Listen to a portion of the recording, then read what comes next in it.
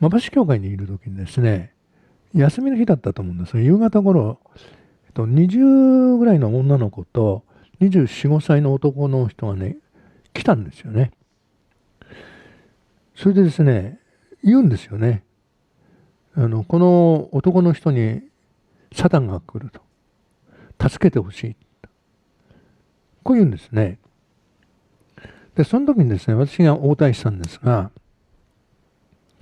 男の人ではなくて、女の人にすごい霊的な力があることが感じたんですね。で、その時にですね、こう思いました。危ない。だから対応するのやめようと。それでね、新井先生呼んでくることにしたんですね。で、新井先生呼びに行ったんですけどね、そういう時に限っていないんですよ。誰か教会内にいないかなと思ったら誰もいない。で、結局私一人しかいないんですね。困ったなと思ったんですが、やらないわけにいかないから、二人をですね、教会の中に入れてね、そしてお話をすることになりました。そして、姉妹、20歳ぐらいの姉妹がですね、こういうことでサタンがとかなんか言ってるんですね。でも私はですね、そっちじゃなくて、その20歳の女の人に非常に強い霊的な力があって、そっちがポイントだっていうのはちょっと分かったんですね。それでですね、もう話してる時にですね、はっきり質問しました。なんかあなたできるでしょって。あなたから非常に強い霊の力を感じる。あなたはできるでしょ。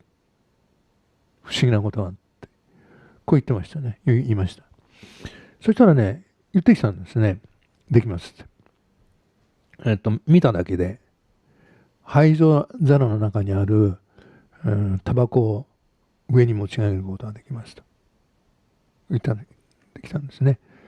で、私ね、もっとすごいことができるでしょうって。あなたは新興宗教の教祖になるぐらいの力があると。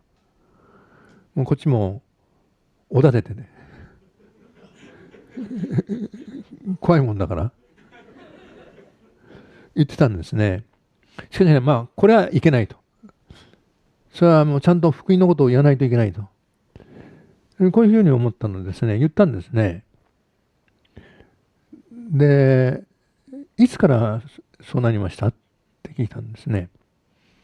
そしたらね、高校時代に京都か奈良に修学旅行行ったんだそうですね。熱が出て、自分だけ旅館待機ってことになったそうですね。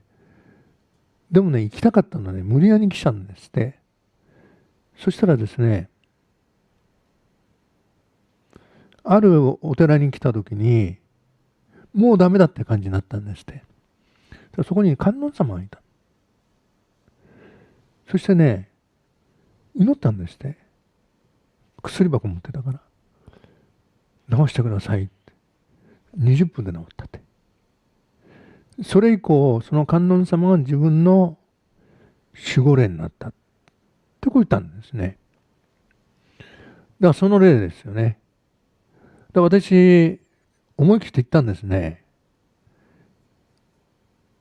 それはね、守護霊になってるかもしれないけど、あなたは破壊しますよ。殺しますよ。私言ったんですね。そしたら例の流れがね、ガラッと変わっちゃってね、主の力がぐーっと動き始めたんですね。そしたらね、意外なことをその人が言ったんですね。なんて言ったのかな。そう思うって言ったんですね。で、それで言ったんですね。じゃあイエス様は信じますか。そしたらね、その人霊的なことを知ってるから、そういう方々はね、受け入れるのも早いの。信じますっていうことを言ったのでね、それで罪人であることを教えて、イエス様をね、信じるっていうことをね、導こうとしたんですね。そしたらですね、ちょっと私が話し始めた時にですね、もだえ始めたんですね。頭が痛い、頭が痛い、何も聞こえないとかなんか言って、そういう状況になったんですね。悪霊が僕にしてるんですね。そしてですね、そのままね、椅子に座ってたんですが、椅子からね、下に床に落っこっちゃった。落っこっちゃったっていうか、倒れちゃった。それで、彼かなその25歳のサタンがどうのこうのっていう、そっち大したことない。そっちの女の人の方が大したことあると。それとね、2人で担いで、担いでて、運んでですね、和室に行ったの。そしてね、例の追い出ししたんですね。で例の追い出した時に、どうなったのかっていうとですね、その霊的な異様な力が抜けたんです。そしたらね、言うんですね。胸が空っぽになったみたいって。こう言うんですね。それでね、イエス様を信じますかって言った時に、信じるっていうことを言われてね。そしてね、神様に従う道に入っていきました。その時、霊の働き。